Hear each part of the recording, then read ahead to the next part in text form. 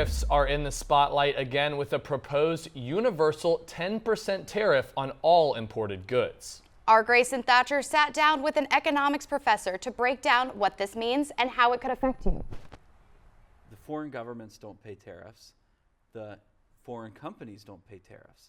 Rather, that it's the American importer.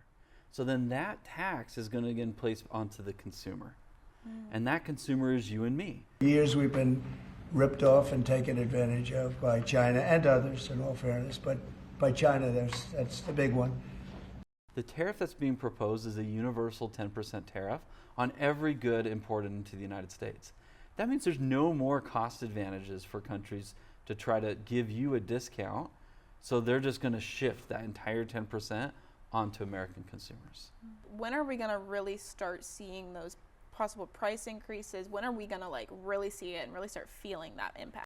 So when the store starts running out of their inventory bananas, they're going to have to order more from Honduras, and then I will have to pay that 10% tax on those bananas as a consumer. It's written as something that I think was very positive for the world and for us. Some people also say, well, we're going to make revenue off of tariffs.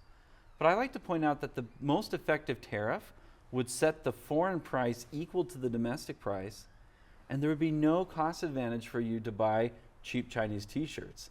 So then you would just buy American at a higher price, and there'd be no revenue generated. So how can students then, or just community members in general, start preparing for that price increase? Yeah, so I think one of the best things that we can always do, because whether it's public policy or a pandemic or a recession, is we just always want to be prepared.